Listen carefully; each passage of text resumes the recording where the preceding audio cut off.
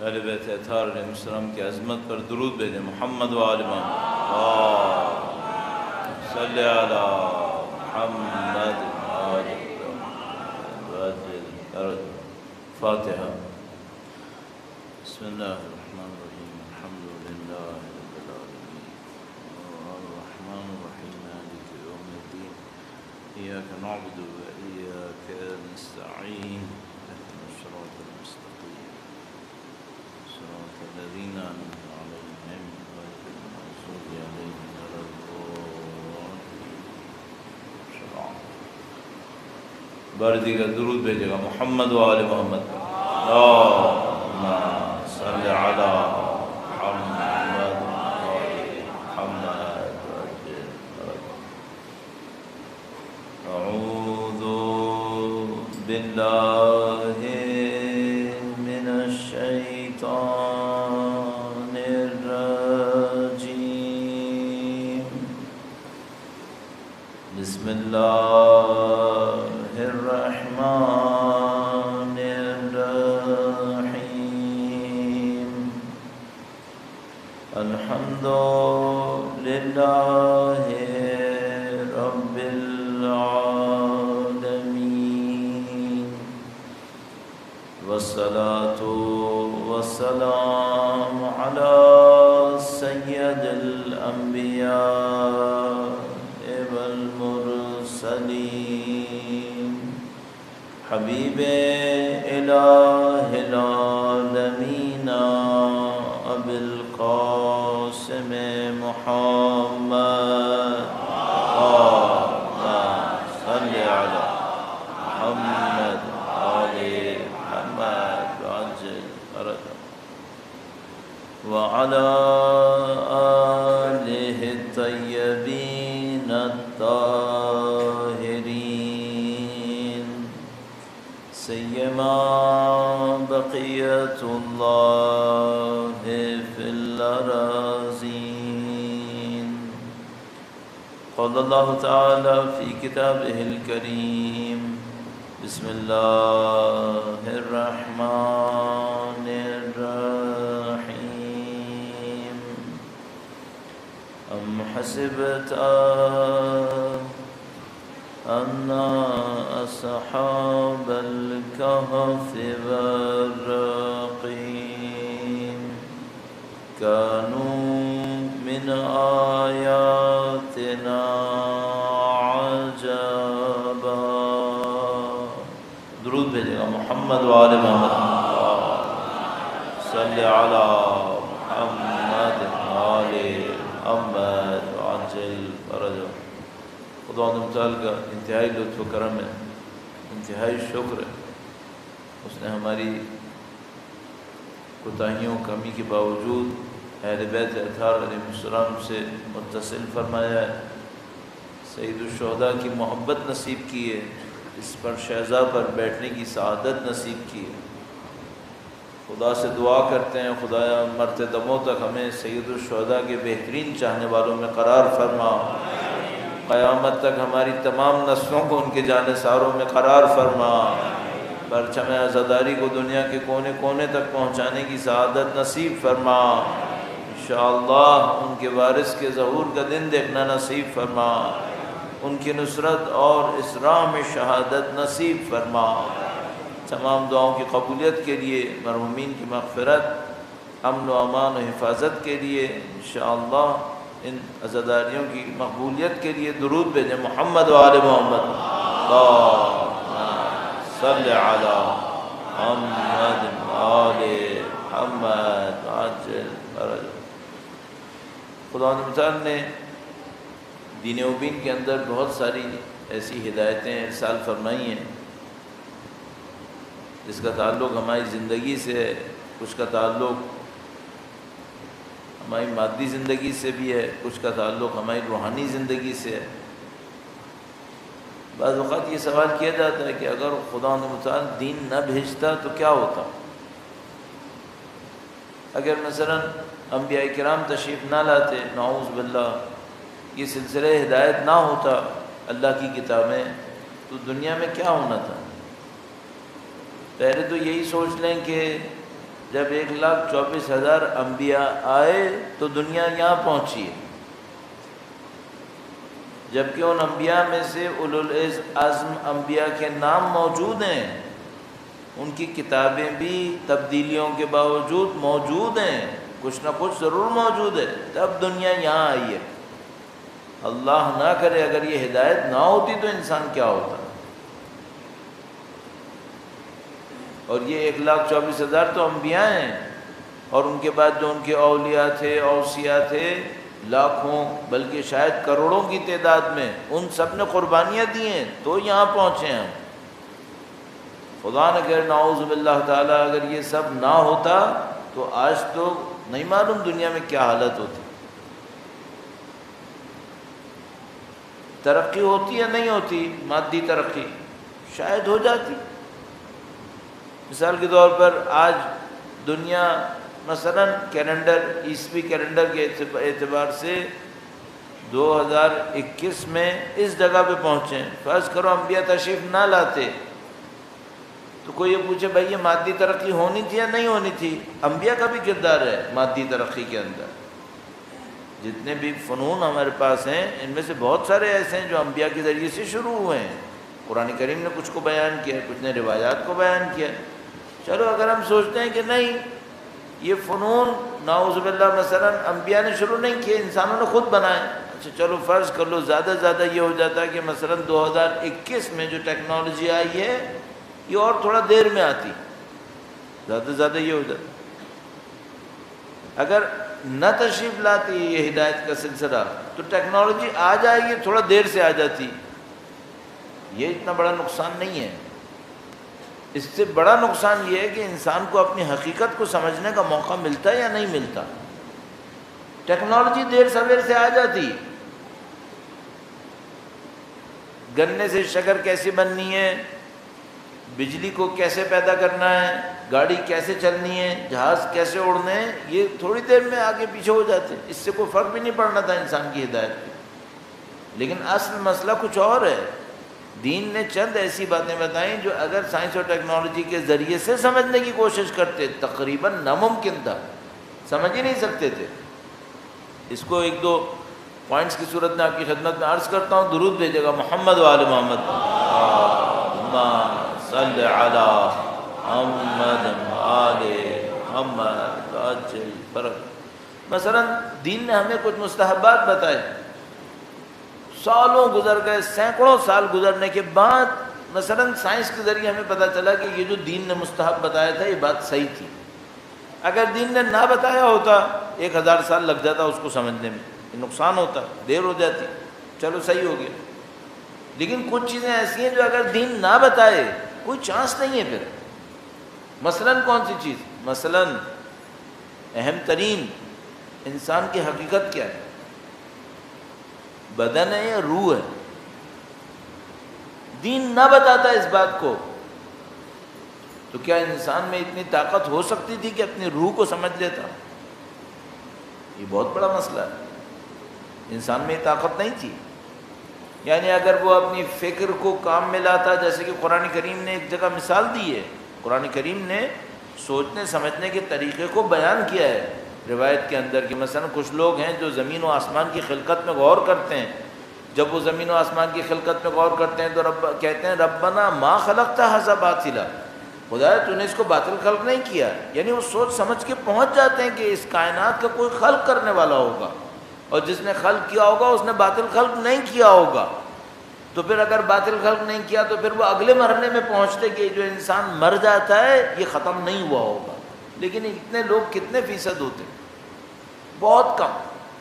زیادہ تر انسان کیا کرتے؟ زیادہ تر انسان بدن دیکھتے اور کہتے یہی سب کچھ ہے۔ اور یہ کہاں سے بات سمجھ میں آ رہی ہے؟ ابھی جب انبیاء آئے اتنا بتایا تب کیا حالت ہے؟ کتنے فیصد لوگ ہیں جو بدن کے پیچھے دیکھنے کی کوشش کرتے ہیں؟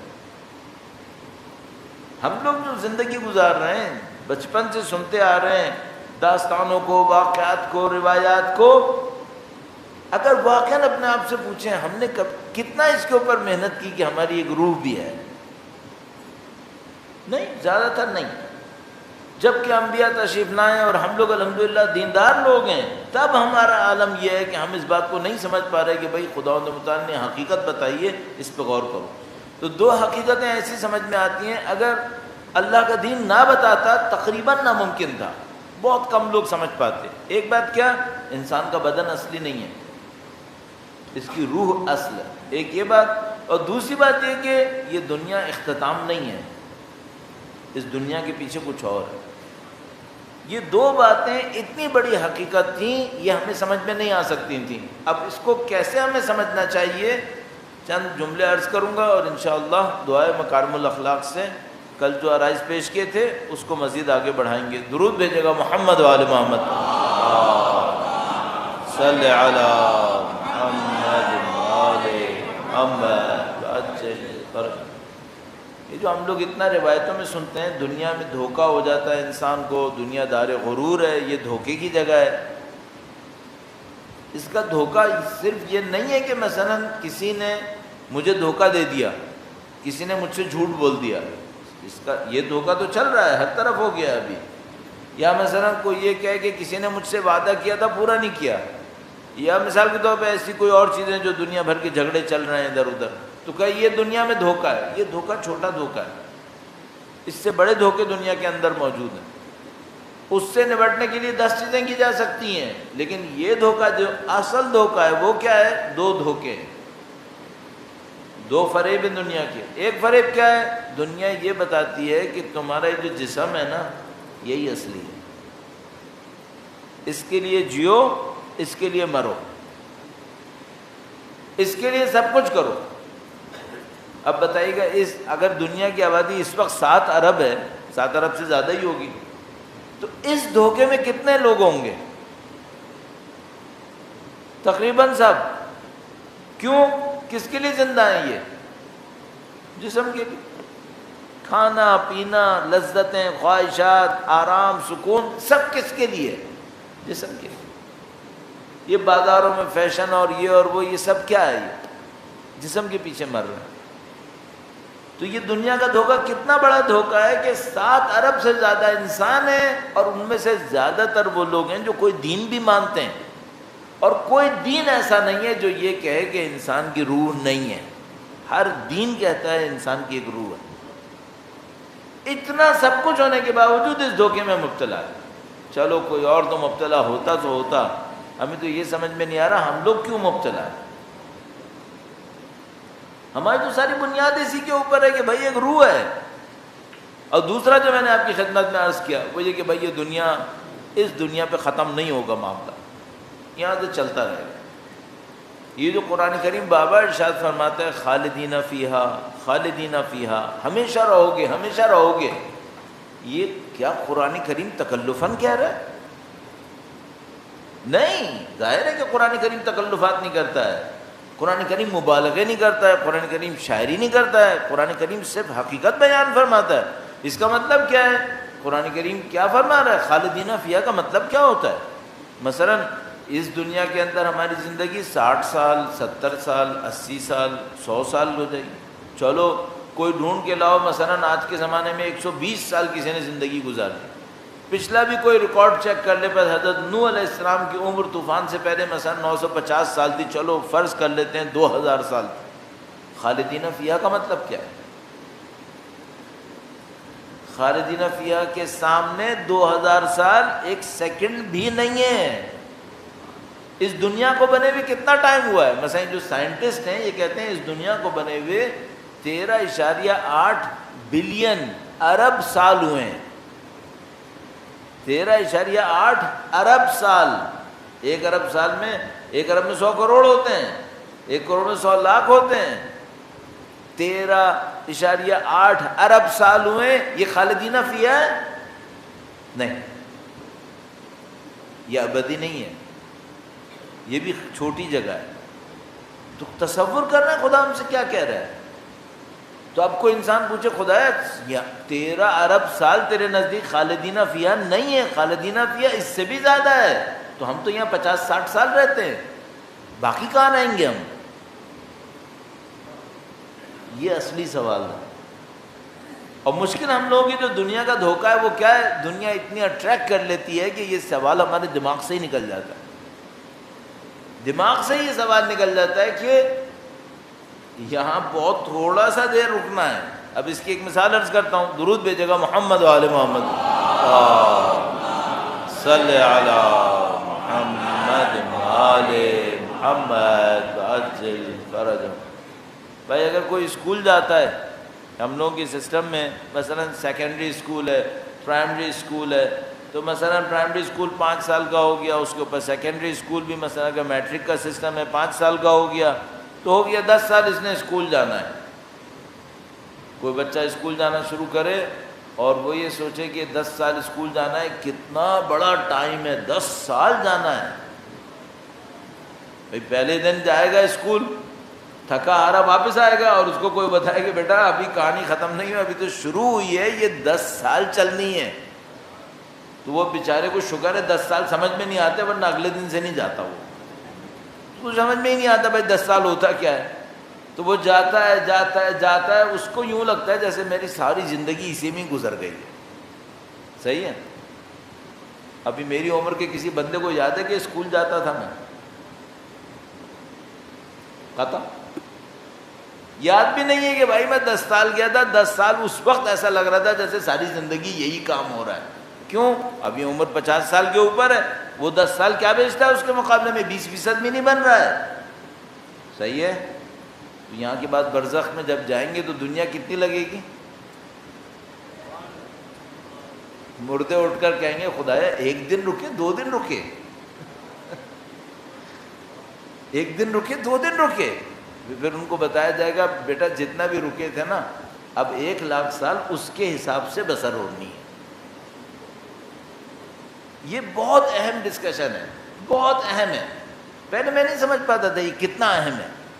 جتنا اس کے اوپر غور کرتا چلا جا رہا ہوں اب سمجھ میں آ رہا ہے کہ بھائی یہ بہت اہم معاملہ ہے کہ ہمیں یہ پتہ چلے وہاں ہونا کیا ہے، ہوتا کیا ہے وہاں پر. اب ظاہر ہے ہم لوگ وہاں جائیں گے تو پتہ چلے گا. اتنے تو ہم طاقتور نہیں ہیں بعض عرفا کی طرح جنہوں نے وہاں کی ساری دنیا دیکھ لی ہو، یہاں بھی دنیا پہ چھان چکے ہوں یہ ساری باتیں. تو یہ ہم جیسوں کے لیے بہت امپورٹنٹ ہے، بہت مشکل ہے کہ ہمیں اس کو سمجھ میں آئے کہ وہاں پہ ہوگا کیا. تو مثلا آج میں جب مجلس کی تیاری کے لیے دیکھ رہا تھا تو ایک جملہ مجھے نظر آیا بہت زبردست. میں نے کہا چل آپ کی خدمت میں عرض کروں کہ وہاں کیا ہونے والا ہے. درود بھیجے گا محمد و آل محمد، صلی علی محمد و آل محمد عجل فرجہ. مثلا اس کے اوپر بات تھی کہ بھائی خدا متعال وہاں پہ کچھ لوگوں کو اندھا اٹھائے گا تو وہ کہیں گے ربی لما حشرتنی اعمی وقد کنت بصیرا. خدا تو نے ہمیں اندھا کیوں اٹھایا، ہم تو آنکھوں والے تھے. تو اب وہاں پہ ایک بات کی کسی نے کہ بھائی خدا نے اگر اس آدمی کو دنیا میں آنکھیں دی تھیں تو آخرت میں خدا نے اپنی نعمت چھین لی، آنکھیں نہیں دیں. جب دنیا میں دی تھی تو یہاں کیوں نہیں دے رہا ہے اسے؟ بھائی آپ زیادہ سے زیادہ بولو کہ دنیا میں دی تھی اس نے کفران نعمت کیا. دنیا میں بھی تو بغیر حساب کتاب کی دی تھی، یہاں پہ بھی بغیر حساب کتاب کے دے دیتا. تو اس کا ایک جواب بہت خوبصورت جواب ہے، اور جواب یہ ہے کہ خدا نے جب دنیا میں آنکھیں دی تھیں تو ان آنکھوں کے پیچھے ایک کام دیا تھا، اور اس نے خود یہ کہا تھا کہ دیکھو آنکھیں تو میں نے دی ہیں تمہیں، لیکن تم اپنی آنکھوں سے صرف دنیا کو نہیں دیکھنا. یہ آنکھیں دنیا دیکھنے کے لیے بھی ہیں، اور ان آنکھوں کو ذرا تیز کر لو تو تم آخرت بھی دیکھو گے. یہ اس نے کہا تھا پہلے ہی، یہیں پہ کہا تھا کہ دیکھو صرف بصارت پہ اکتفا نہیں کرنا، بصیرت پیچھے لے کے آنا، بصیرت لے کے آنا. اچھا اب اگر خدا نہ کرے نعوذ باللہ تعالی میں نے بصیرت پہ محنت نہیں کی، صرف آنکھوں پہ محنت کرتا رہا، تھوڑی سی آنکھیں خراب ہوئیں آپٹکس والے کے پاس چلا گیا، اینک لگا لو، یہ تیز کر لو، یہ کم کر لو، اور یہ سارے کام میں نے کیے. وہ چاہے جائے، میں نے بھی جا کے لگوایا ہے، کوئی بھی کسی کی آنکھوں میں کمزوری ہو لگوائے. لیکن خدا متعال نے کام کیا دیا تھا؟ کام یہ دیا تھا بصارت کے ساتھ بصیرت بناؤ اپنے اندر.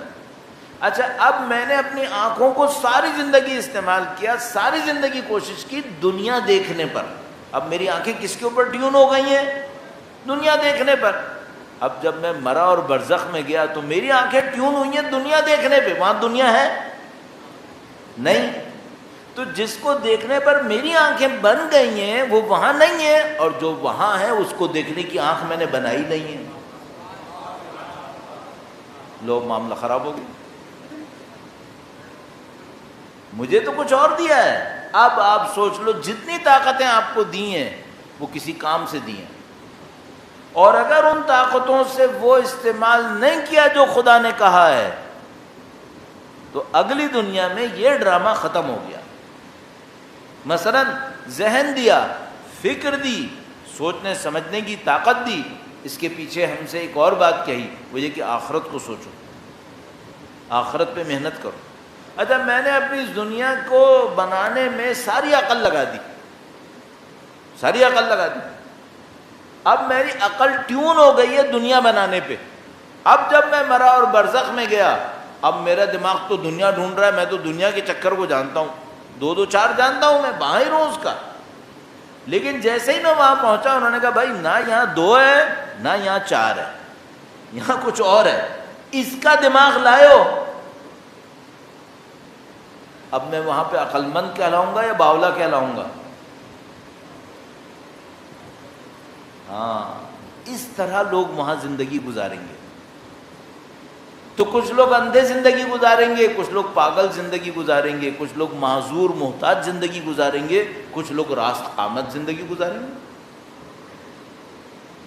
کچھ لوگ غلام بن کے زندگی گزاریں گے، کچھ لوگ مالک بن کے زندگی گزاریں گے۔ جن کو اس دنیا کی ملکیت کی عادت تھی وہ وہاں غلام بن جائیں گے، جن کو یہاں اللہ کی غلامی کی عادت تھی وہ وہاں مالک بن جائیں گے۔ اب آپ نے جو بننا ہے اس کا انتخاب کر دو، جو بننا ہے اسے سوچ لو اور اس کے اوپر محنت کر لو۔ اور اس دعا میں جو جملے کل میں نے آپ کی خدمت میں عرض کیے وہ اسی پہ تھے کہ خدایا میری زندگی کو وہاں استعمال کر جس کے لیے تو نے مجھے خلق کیا ہے۔ درود بھیجے گا محمد و آل محمد۔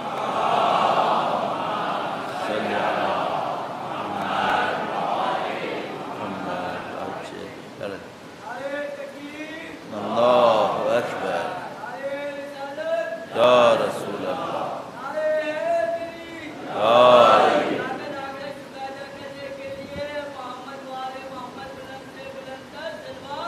اللہم صلی علی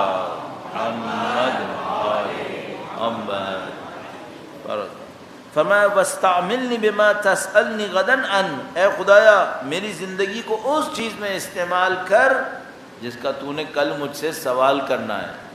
ایسی چیزوں میں میری زندگی نہ گزر جائے جس کا کوئی سوال ہی نہیں ہونا، یا مثلا میں اپنے اعضاء و جوارح کو ایسے کاموں میں استعمال کروں جن کا وہاں پہ کوئی یوٹیلائزیشن ہے ہی نہیں، اسی میں ختم کر دوں۔ تو مثلا ابھی مجھ سے کوئی پوچھے پھر آنکھوں سے نہیں دیکھیں، دیکھو اس کو خدا نے منع تھوڑی کیا ہے، لیکن کچھ اور بھی کرنا ہے، کچھ اور بھی کرنا ہے۔ اب مثال کے طور پر ایسے ہی میں کہہ رہا ہوں کہ جن لوگوں نے مثلا نمازوں کے اوپر محنت کی، اپنی نمازوں کو بہتر بنایا، اپنے دل کی توجہ کو خدا کی طرف رکھا ہے، اس کا مطلب کیا ہے؟ ان کا قلب زندہ ہو گیا۔ اب یہ برزخ میں گئے، اب وہاں یہ پمپنگ اسٹیشن کام کرنے والا نہیں ہے، وہاں قلب کام کرے گا، اور نعوذ باللہ کسی کا قلب یہاں سے مردہ گیا ہے پھر اس کا تو معاملہ خراب ہو گیا۔ پھر وہاں اب قلب ہوتا کیا ہے؟ قلب انسان کے اندر یہ جو پمپنگ اسٹیشن ہے اس کو بھی ہم دل کہتے ہیں ویسے تو، لیکن قلب جو روایتیں کہتی ہیں جو ابھی آئے گا بھی شاید، وہ انسان کی روحانی ایک کیفیت ہوتی ہے، روحانی طاقت ہوتی ہے جس سے وہ علم حاصل کرتا ہے۔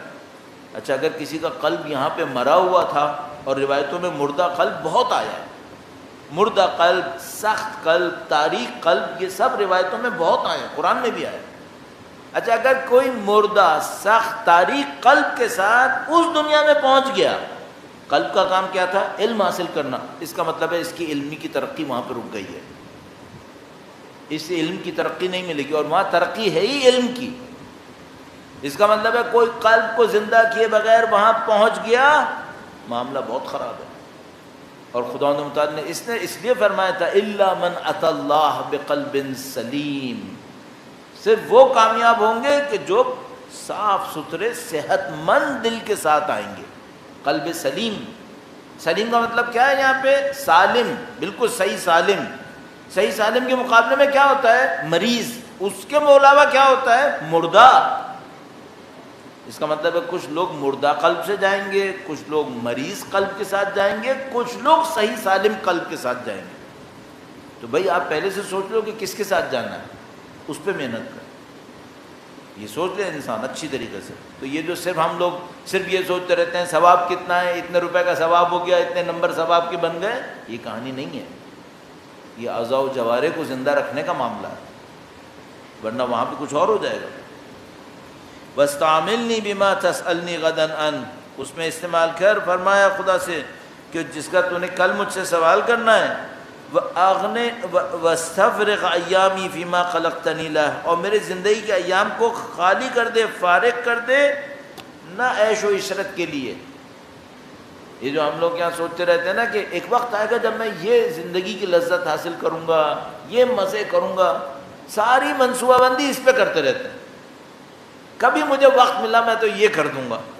بندے خدا یہ سوچو کہ تم نے کہیں اور جانا ہے، تم یہاں پہ کیا کرنے کے آئے؟ امام یہ فرما رہے ہیں، درود بھیجے گا محمد و آل محمد.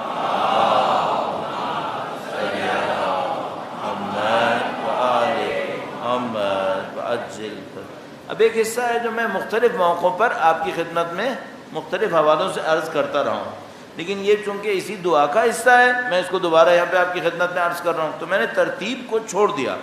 ابھی تک جتنا پڑھا تھا ترتیب سے پڑھا تھا، اب بیچ میں کچھ جملے ان کو میں چھوڑ رہا ہوں. یہ میں جب دوسرے کسی ٹاپک پہ آؤں گا تو اسے کور کر لوں گا، تاکہ میں ایک ٹاپک کو لے کے چلوں اور جو جملے آگے بھی اسی ٹاپک پہ آ رہے ہیں ان کو بھی یہیں پہ شامل کروں. اب آگے امام نے اگلے صفحے کے اوپر یہ ارشاد فرمایا ہے، ایک بار پھر درود بھیجے گا محمد و آل محمد. صلی علی محمد آل محمد وعجل. فرمایا درود بھیجنے کے بعد امام نے فرمایا کہ مجھے ایسی نیک ہدایت سے بہرمند فرما جسے دوسری چیز سے تبدیل نہ کروں، اور ایسے راستے پر لگا جس سے کبھی منہ نہ موڑوں، اور ایسی پختہ نیت دے جس میں ذرا شبہ نہ کروں. بعض اوقات انسان کو ہدایت ملتی ہے، تھوڑی دیر چلتا بھی ہے اس کے اوپر، لیکن تھوڑی دیر کے بعد معاملہ ختم، فارغ. آج بڑی اچھی توفیق ملی، نماز بڑی خوبصورت پڑھی، آج بڑا اچھا اللہ نے کرم کیا، اور اس کے نتیجے میں مثلا سید الشہداء کی یاد پورے دل سے آئی. پھر پتہ چلا کئی دن لگ گئے، ابھی سمجھ میں نہیں آ رہا نماز میں دل کیوں نہیں لگ رہا. بوڑھا ہو گیا، یہ سن سن کر دوسرے دوست سناتے ہیں کہ مولانا نماز شب پڑھتا تھا 2 گھنٹے. اب میں سوچتا میں بھی نہیں پڑھتا، بھائی تو ہی پڑھتا تھا. پھر مجھ سے کہتا ہے مولانا اب تو فجر بھی نہیں پڑھتا. ارے 2 گھنٹے پڑھتا تھا، اب فجر بھی نہیں پڑھتا ہے. تو بھائی آپ صرف یہ بتاؤ کہ یہ چیزیں اتفاق سے ہوتی ہیں یا کسی وجہ سے ہوتی ہیں؟ خدا کسی کو کوئی نعمت دیتا ہے تو اتفاق سے واپس لے لیتا ہے؟ نہیں. اگر خدا نے کسی کو یہ اجازت دی کہ وہ خدا کی بارگاہ میں تنہا کھڑا ہو اور اللہ سے 1 گھنٹے گفتگو کر رہا ہو، اور اس کے بعد اب خدا اس کو 2 منٹ کے لیے بھی کھڑے ہونے کی اجازت نہیں دے رہا ہے، جبکہ خدا غفور ہے، جبکہ خدا کریم ہے، جبکہ خدا رحیم ہے، خدا مستجاب ہے، ساری باتیں ہیں، اب 2 منٹ بھی نہیں کھڑا ہونے دے رہا. کیوں نہیں ہونے دے رہا؟ اس کا مطلب ہے کوئی بہت غلط کام ہوا ہے بیچ میں. تو امام فرما رہے ہیں خدایا صرف ہدایت نہیں چاہیے، ہدایت کا استمرار چاہیے. اب یہ جو جتنی باتیں امام فرما رہے ہیں نا، اس میں ایک اور نقطہ ہمیشہ عرض کر دوں دعا کے سلسلے میں. جب امام یہ فرماتے ہیں نا تو یہ کہتے ہیں اب تم جاؤ اس کی وجہ بھی ڈھونڈو. جب امام یہ فرما رہے ہیں خدا ایسی ہدایت دے جو منقطع نہ ہو، تو امام ہم سے کیا کہہ رہے ہیں؟ اب تم اس کی وجہ بھی ڈھونڈو کہ وہ ہدایت کیسے ملتی ہے جو کبھی نہیں کٹتی ہے. تو مجھے جو ابھی تک سمجھ میں آیا وہ میں آپ کی خدمت میں عرض کر دوں. انسان شوبازی نہ کرے، ریاکاری نہ کرے. نمبر 2، کسی کی تحقیر، بے عزتی نہ کرے. نمبر 3، جس بات کو جانتا ہے کہ غلط ہے جان بوجھ کے نہ کرے. یہ اگر 2-3 باتیں انسان خیال کر لے نا تو اس کی توفیق اتنی آسانی سے ختم نہیں ہوگی. البتہ اس کے ساتھ ایک چوتھا پوائنٹ ہے، اہل بیت کے حق میں ناانصافی نہ کرے. احترام کی جگہ احترام دکھائے، بے احترامی نہ کرے. یہ سمجھ لو اگر کوئی یہ 3-4 کام کر لے اس کی توفیق ختم نہیں ہوتی، توفیق ختم نہیں، توفیق ختم ہوتی ہے کسی وجہ سے ہوتی ہے. اور میں انشاءاللہ اگر موقع ملا تو نہج البلاغہ کے خطبے میں مولا نے 4-5 وجہ گنوائی ہیں کہ دیکھو اس وجہ سے تم لوگوں کی توفیق خراب ہوتی ہے. تو کبھی موقع ملا تو آپ کی خدمت میں اس کو عرض کروں گا. تو ابھی بس اس جملے کے اوپر اکتفا کیجیے اور آگے بڑھتے ہیں. فرمایا کہ اے خدایا مجھے ایسی نیک ہدایت سے بہرمند فرما جسے دوسری چیز سے تبدیل نہ کروں، اور ایسے راستے پہ گامزن کر دے جس سے کبھی منہ نہ پھیروں، اور ایسی پختہ نیت دے جس میں شک نہ کروں. یہ بڑا مسئلہ ہے، انسان اپنی نیت کے اندر شک کرتا ہے. کیوں شک کرتا ہے؟ وسواس. مثلا کیسے شک ہوتا ہے؟ مثلا آج ایک نماز پڑھے گا، ٹائم لگائے گا، قرآن پڑھے گا، 1 دن 2 دن 3 دن 5ویں دن کہے گا اس کا کوئی فائدہ ہے بھی یا نہیں ہے، شک کرنے لگے گا. یہ کیا ہو گیا؟ تمہیں ابھی کیا مسلمان نہیں ہو کیا؟ ابھی نیا نیا یاد آیا کہ اس کا فائدہ ہے یا نہیں ہے. یہ پھر اپنی توبہ چلے کرے گا، نہیں غلط سوچا. شک کیوں آیا تھا؟ پھر کیوں آیا تھا شک؟ کہو کہ بھائی شیطان ہے نا، اس نے شک ڈالا تھا. وہ تو بات صحیح ہے، شیطان شک ڈال رہا تھا، لیکن شیطان بھی کسی زمین کے اوپر اپنے بیج پھینکتا ہے. کوئی گراؤنڈ دیا ہوگا تو یہ کام ہوا ہوگا، ورنہ نہیں ہوتا. اچھا وہ تو بیج پھینکتا رہتا ہے، یہ تمہارے بیج کا پودا کیوں نکلا؟ وہ تو پھینکتا رہے گا. تو اگر خالی زمین کے اوپر بیج ڈالتے تو تھوڑی نکلتا ہے، کوئی گراؤنڈ ہوتا ہے تو اس میں نکلتا ہے نا. اس کا مطلب ہے تم نے کوئی غلطی کی ہے، کوئی غلطی کام کر دی. اب وہ غلطی کیا ہو سکتی ہے؟ انہیں 4-5 چیزوں میں ڈھونڈیے گا. کوئی چھوٹی سی ریاکاری ہوئی ہوگی جو بہت کامن ہے ہمارے یہاں. ایک جھوٹ بول دیا، بے ضرر جھوٹ جس کا کوئی فائدہ بھی نہیں ہے. کسی نے پوچھا بھائی کہاں سے آ رہے ہو؟ وہاں سے آ رہا ہوں، جبکہ وہاں سے نہیں آ رہا تھا، کہیں اور سے آ رہا تھا. کامن جھوٹ بولتے. اتنا تھا جھوٹ بولا، تم کیا سمجھ رہے ہو خدا کے فرشتے غافل ہیں؟ جب اللہ کے نبی نے فرمایا جھوٹ حرام ہے، کوئی جھوٹ سنجیدگی میں بولے یا مذاق میں بولے، تو اللہ کے نبی نے جو بولا یہ فرشتوں کو نہیں پتا کہ اللہ کے نبی نے تمہیں کیا بتایا تھا. تو اگر تم نے نعوذ باللہ تعالیٰ اس جگہ تھے اس جگہ کا بول دیا، بے ضرر جھوٹ بولا، جھوٹ ہوتا ہے، سزا ملے گی. کم سے کم سزا کیا ملے گی؟ خدا اپنی نظر لطف کو کھینچ لے گا. ہمارے پاس روایت موجود ہے، بڑی عجیب روایت ہے. روایت ہے کہ اگر کوئی جھوٹ بولے گا نماز شب سے محروم ہو جائے گا. اور مجھے لگ رہا ہے نماز شب بھی علامت کے طور پہ کہا ہے، یعنی جھوٹ بولے گا تو خدا سے راز و نیاز کرنے سے محروم ہو جائے گا. دنیا بھر سے گفتگو کرے گا، خدا سے گفتگو نہیں کرے گا. چیک کرتے رہے. کاموں میں سے ایک کام یہ دن بھر میں چیک کریں 24 گھنٹے میں میری خدا سے گفتگو کتنی دیر ہے. کاش کوئی ایسا میٹر ہمیں مل جائے جس کو ہمیں بتا سکے ہمارا دل خدا کی طرف جاتا کتنی دیر ہے، اور یہ بھی پتہ چلتا رہے کہ کب ہوتا ہے تو زیادہ جاتا ہے اور کیا غلطی کرتے ہیں تو پھر اب نہیں جاتا. مجھے ابھی ایک بندہ خدا ملا، اتنا ذکر کرتا ہے بندہ خدا، میں حیران رہ گیا کہ اگر میں اس کے سارے ذکر جمع کروں تو شاید میں 1 ہفتے میں اتنا نہیں کروں گا جتنا وہ ہر روز کرتا ہے. میں نے پوچھا کہ بھائی وہ حد ہوتی ہے آخر کوئی اتنی لمبی لسٹ. اور وہ بھی اس بندے خدا نے اس وجہ سے مجھے بتایا کہ وہ کسی ذکر کے بارے میں پوچھ رہا تھا کہ مثلا یہ میں کرتا ہوں، یہ کرتا ہوں، میرے ساتھ یہ مسئلہ ہو جاتا ہے، یہ مسئلہ ہو جاتا ہے، تو میں کیا کروں؟ تو میں نے کہا چلو مجھے ایک لسٹ بھیج دو. اب وہ اتنی لمبی لسٹ تھی کہ میں نے سوچا بھائی اس کو بولوں کسی اور سے پوچھ لے، بھائی میرے بس کا کام نہیں ہے، اتنا ذکر. تو میں سوچنے لگا بھائی ہوا کیا اس بندے کے ساتھ؟ کہنے لگا مولانا صاحب پہلے ایسا نہیں تھا، پہلے میں نماز بھی نہیں پڑھتا تھا، میں کچھ نہیں کرتا تھا، ایک اور گناہ کرتا تھا، میں بیٹھ کے نام بھی نہیں لوں گا یہاں. کہنے ایک اور گناہ کرتا تھا، پتہ نہیں کیسے اچانک میری طرف ایک اشارہ ہوا جیسے خدا کی طرف سے کہ یہ گناہ غلط ہے، اسے چھوڑو. کہنے لگا بس میں اسی رات بیٹھا، میں نے کہا کل سے نہیں کروں گا، ختم ہو گیا. کہنے لگا جب وہ گناہ میں نے چھوڑا تو میرے اندر ایک بے چینی سی آئی کہ مجھے کچھ کرنا چاہیے، میں نے غلطیاں کی ہیں بالآخر اس کی معافی کے لیے، تو میں نے استغفار شروع کر دیا. کہنے لگا مولانا بس اس کے بعد مجھے یوں لگا جیسے اب مجھے زندگی میں صرف ذکر کرنا، تو اب میرا دل ذکر کے اوپر لگ گیا ہے. یہ بڑی توفیق ہے کسی کا دل ذکر کے اوپر لگ جائے، ورنہ زیادہ تر ہمارے ساتھ کیا ہے. اچھا میں ایک جملہ پوچھتا ہوں، مشہور جملہ، ہمارے پاس ذکر کرنے کا وقت نہیں ہے یا ہماری ذکر میں دلچسپی نہیں ہے؟ وقت ہے، دلچسپی نہیں ہے۔ اس کا مطلب ہے دل کہیں اور لگا ہے۔ امام یہ کہہ رہے ہیں خدایا میرے دل کو اپنی طرف لگا دے کسی طریقے سے۔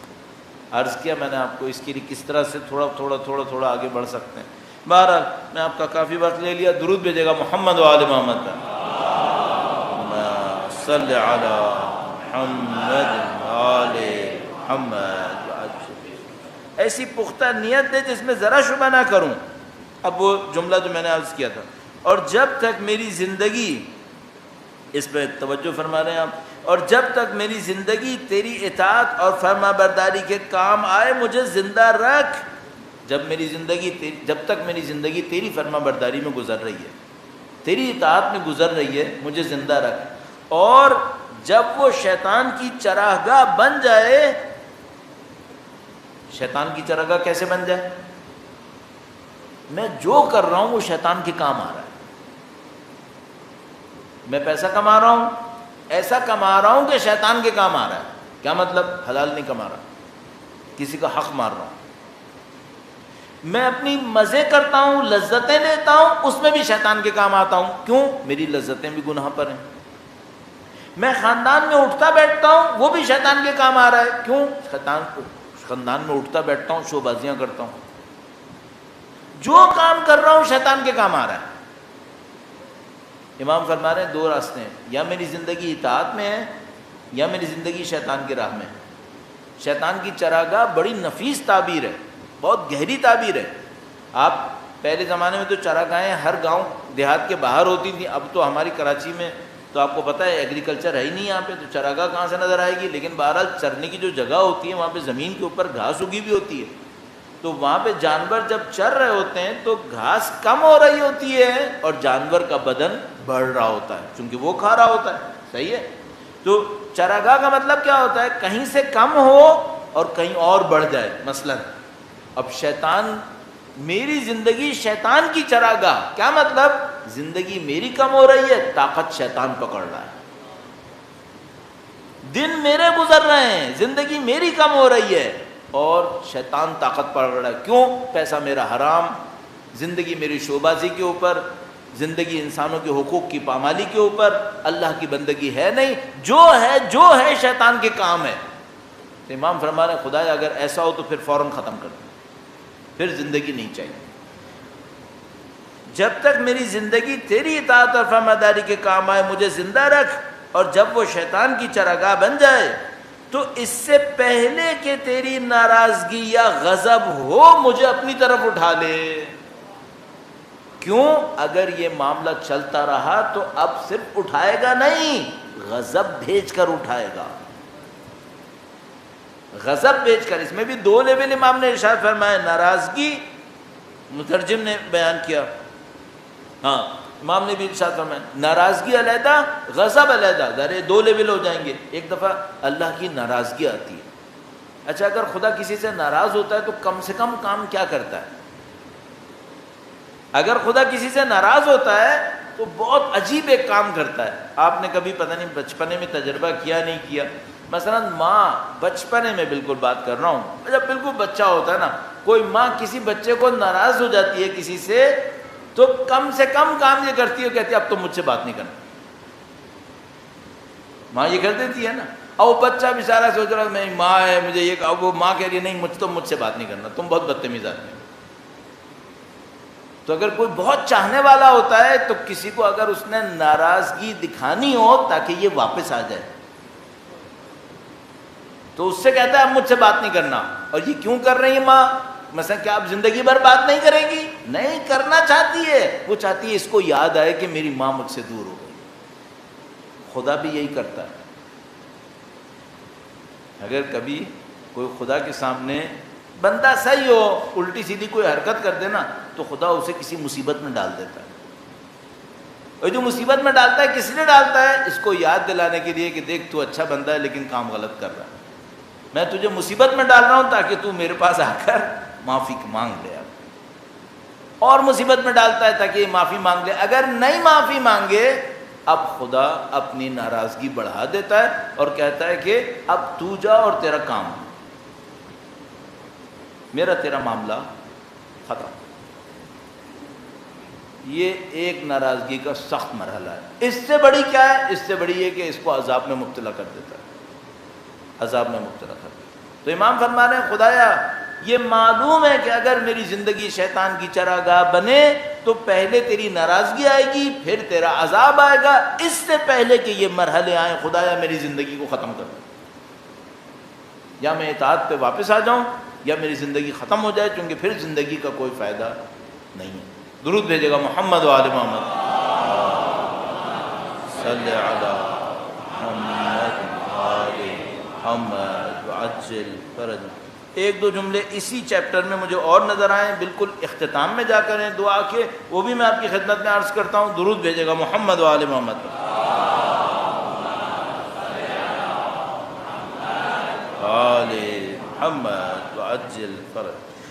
بس ایک جملہ عرض کروں گا بالکل اختتام میں جا کر، اختتام سے تھوڑا پہلے امام نے جملے ارشاد فرمائے، نبی اور ان کے آل پر درود فرمایا اور فرمایا اے خدایا مجھے غفلت کے لمحات میں اپنے ذکر کے لیے ہوشیار کر دے، غفلت کے لمحات میں اپنے ذکر کے لیے ہوشیار کر دے۔ اچھا اب خدا یہ ہوشیاری کیسے دیتا ہے؟ میں نے ابھی عرض کیا، وہ کہتے ہیں کوئی بندہ مثلا نیچے گراؤنڈ فلور کے اوپر کھڑا تھا اور کوئی 5ویں 6ٹھی منزل کے اوپر کھڑا تھا، وہ بلا رہا ہے، وہ نہیں آ رہا ہے نہیں آ رہا ہے، تو وہ کیا کرتا ہے کبھی تھوڑی سی کوئی چیز لڑکاتا ہے، وہ نیچے گرتی ہے، زور سے آواز آتی ہے تو یہ چونک کے ادھر ادھر دیکھتا ہے، پھر اوپر دیکھتا ہے، اوپر سے تو نہیں آئی تھی۔ تو بعض اوقات خدا ہمیں تھوڑا سا ایسے ڈراتا ہے، کہتا ہے انسان بن جاؤ اور اوپر دیکھو، اوپر دیکھو، اوپر کچھ ہے، تم سمجھ رہے ہو کچھ نہیں ہے، اوپر کچھ ہے۔ تو اگر نہ مانے انسان پھر معاملہ خراب ہے۔ تو امام فرما رہے ہیں خدایا غفلت کے ایام میں تذکر دے دیں۔ اچھا وہ تذکر سختی سے آئے تو اچھا ہے یا برا ہے؟ اچھا ہے۔ کس کے مقابلے میں؟ اس کے مقابلے میں کہ نہ آئے۔ اب ایک بات ہے، بعض اوقات بیماریاں رحمت نہیں ہوتی، بعض اوقات سختیاں رحمت نہیں ہوتی، اس طرح رحمت بنتی۔ خدا سختیاں ڈالتا ہے، کہتا ہے بندے کو نزدیک لاؤ۔ ہمارے پاس روایت موجود ہے، عجیب روایت موجود ہے کہ بندے کو سختی میں ڈالتا ہے اور بندہ کہتا ہے یا اللہ میری فلاں دعا پوری کر دے، فلاں دعا پوری کر دے، پوری نہیں کرتا۔ اتنا چلاتا ہے یہ بندہ کہ فرشتے کہہ بیٹھتے ہیں، مثلا روایت میں ایسے سمبولک کا کہ فرشتے خدا سے کہتے ہیں خدایا اتنا چلا رہا ہے اس کی دعا پوری کر دے۔ خدا فرماتا ہے کہ کیا تمہیں اچھا نہیں لگتا کہ میرا نام پکار رہا ہے؟ کیا تمہیں اچھا نہیں لگ رہا؟ خدا کو اچھا لگ رہا ہے، ترقی کر رہا ہے نا، تھوڑی سی سختی ہے کوئی بات نہیں، صحیح ہو جائے گا۔ اللہ کے نبی نے فرمایا تم لوگوں کو اگر پتہ ہو نا کہ دنیا کی مشکل میں جو کچھ تمہیں ثواب ملے گا وہ کیا ہے، جملہ عجیب ہے، تو فرمایا تم لوگ اللہ سے دعا کرو گے کہ ہمارے جسم قینچیوں سے کاٹے۔ اگر تمہیں پتہ چلے کہ تمہیں مشکل پہ خدا کیا دینے والا ہے تو تم خدا سے دعا کرو گے کہ تمہارے جسموں کو قینچیوں سے کاٹے تاکہ تمہیں وہ ثواب ملے۔ یہ بصیرت ہے عزیزان محترم، یہ اس دعا کے اندر ہے، اس بصیرت کی طرف جانا۔ فرمایا کہ خدایا مجھے غفلت کے ایام میں اپنے ذکر کے لیے ہوشیار کر اور مہلت کے دنوں میں اپنی اطاعت میں مصروف رکھ، جیسے کہ پہلے فرمایا تھا خدایا فراغت کے ایام میں مجھے اس طرف مائل فرما دے، تو مہلت کے دنوں میں اپنی اطاعت میں مصروف کر اور اپنی محبت کی سہل اور آسان راہ میرے لیے کھول دے۔ ممکن ہے میرے اندر اتنی طاقت نہ ہو، تو خدا سے میں دعا کر لوں کہ خدایا میرے اندر تیری محبت کا جو راستہ ہے اس کو میرے لیے آسان کر دے۔ کوئی اہل ایمان خدا سے یہ نہیں کہے گا خدایا مجھے مشکل نہ دے، کوئی اہل ایمان یہ نہیں کہے گا۔ ہر اہل ایمان کہے گا خدایا مشکلوں میں مجھے آسانی دے دے۔ کیا مطلب؟ باہر مشکل لگے میرے دل کو مشکل نہ لگے، میرا دل جھیل دے۔ ہر اہل ایمان یہ مانگے گا۔ اور آخری جملہ اس سلسلے میں عرض کرتا ہوں، اور اس کے ذریعے میرے لیے دنیا اور آخرت کی بھلائی کو کامل کر دے۔ امام فرما رہے ہیں تمہیں دنیا اور آخرت کی کامل بھلائی چاہیے نا، وہ اس راستے سے گزرے گی، یہ مزوں میں نہیں گزرے گی، یہ سختیوں میں گزرے گی، یہ مشکلات میں گزرے گی۔ تو عزیزان محترم، یہ وہ مقابلہ ہے جس میں ہم بلائے گئے ہیں۔ ہم لوگ آسائشوں کے لیے نہیں بلائے گئے، ہم یہاں آزمائے جانے کے لیے بلائے گئے۔ امام فرماتے ہیں فیہا اختبرتم، اس دنیا کے اندر تم لوگ آزمائے جاؤ گے، اور اتنے آزمائے جاؤ گے۔ اور اب آپ ذرا تصور کرنا کہ آپ جس امام کی امامت کے دور میں ہو، یہ اللہ کا آخری ذخیرہ ہے، اور اگر یہ غیبت اختتام پر ہے تو پھر سمجھ جاؤ کتنے آزمائے جاؤ گے، کتنے آزمائے جاؤ گے۔ تو وہ جتنی میں ہم لوگ دعائیں کر رہے ہیں نا، بالکل صحیح کر رہے ہیں، امام کی تشریف آوری کے لیے الجل الجل کہتے ہیں، ان سب کے پیچھے اپنے آپ سے ایک سوال پوچھنا ہوگا کہ کیا بغیر آزمائش کے ساتھ دے پائیں گے؟ مثلا وقت ختم ہو چکا ہے، صرف ایک مثال دے دوں۔ فرض کرو، خدا نہ کرے، نعوذ باللہ تعالی، فرض کرو شہر میں کہیں پر ایک سیلاب آ گیا۔ اب جب سیلاب آیا تو سب کو کہا کہ بھئی اپنا سامان اٹھاؤ اور نکلو، جان بچاؤ۔ ہوتا ہے، پہلے ہوتا تھا، ابھی تو بڑے بڑے شہر ہیں اس وجہ سے نظر نہیں آتا، ابھی بھی کبھی کبھی ہو جاتا ہے۔ ایک مہینے پہلے کیا حالت ہو گئی تھی۔ تو مثلا کہا کہ بھائی سامان اٹھاؤ نکلو۔ اچھا، اب میرا تو سامان بھی زیادہ ہے، اب میں نے جو اس میں بڑی مشکل سے ساری چیزیں قربان کر کے کچھ چیزیں اٹھائیں، اور اب جو میں نکلا تو مجھے یہ پتا چلا کہ بھائی میں نے تو زندگی میں کبھی سامان اٹھا کے چلنے کی کوشش ہی نہیں کی، کبھی چلا ہی نہیں ہوں۔ اب مجھے پتا چلا کہ بھائی کچھ لوگ تھے جن کا کام یہی تھا کہ وہ سختیوں میں زندگی گزارتے تھے، وہ اپنا سامان اٹھا رہے ہیں، چل رہے ہیں آرام سے، اور مجھے پتا ہے کہ میرا سامان زیادہ ہے، پیچھے پانی آ رہا ہے اور مجھ میں چلنے کی طاقت نہیں ہے۔ صحیح ہے؟ اس وقت میرا دل کیا کہے گا؟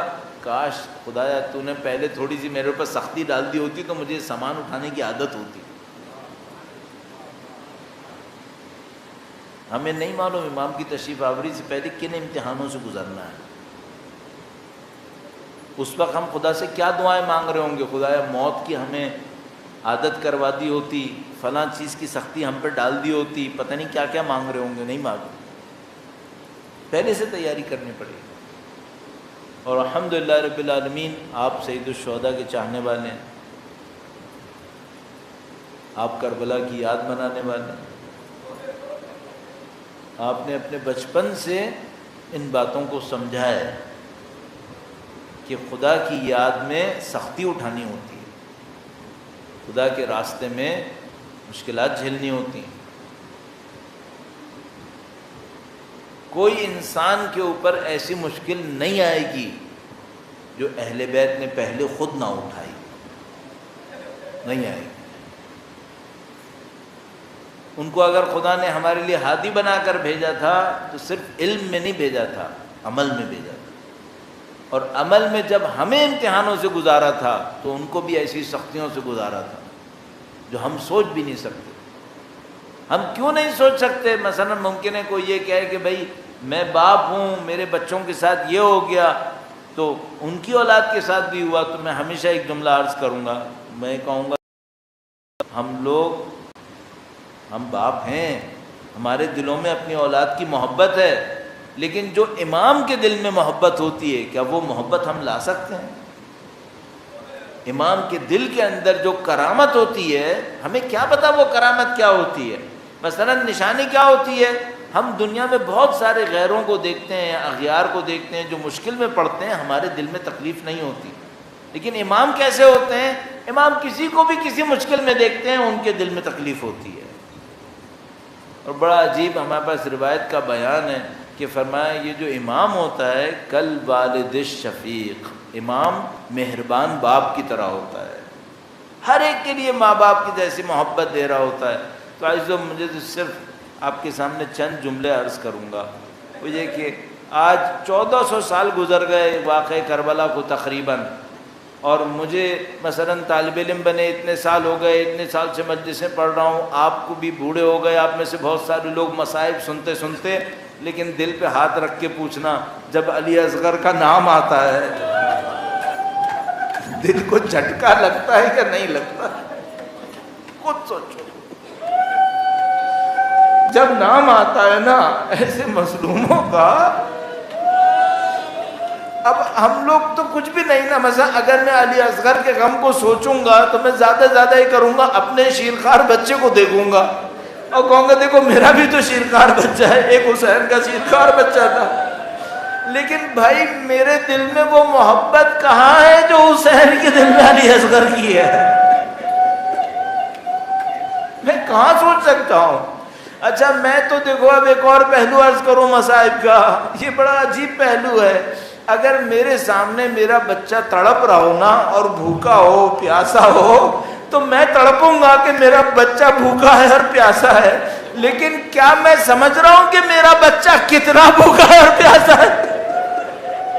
میں نہیں سمجھ سکتا، کیونکہ میں اس کے دماغ میں تھوڑی جا سکتا ہوں، لیکن حسین کے پاس تو علم ہے.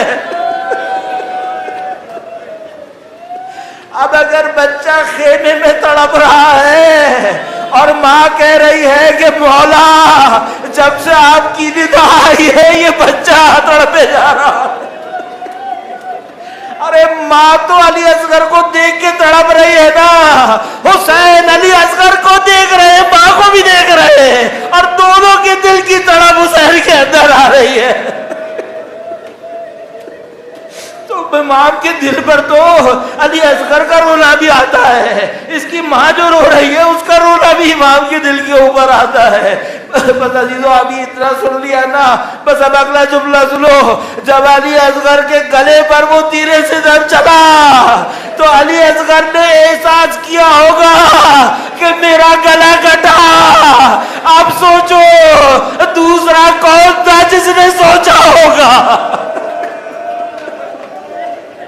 جب علی اصغر بلبلائے ہوں گے اپنی زبان ہونٹوں میں میری ہوگی، ایک علی اصغر کی زبان دوسرا حسین کا دل لیلا ہوگا.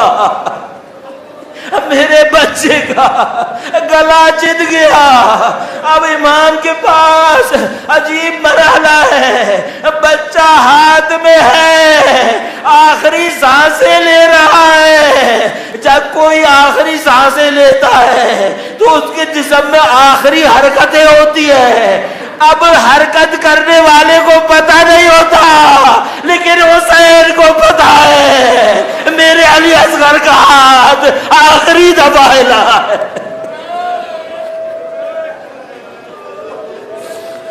الا لعنت اللہ علی القوم الظالمین وسيعلم الذين ظلموا أي منقلب ينقلبون. ماتم حسین.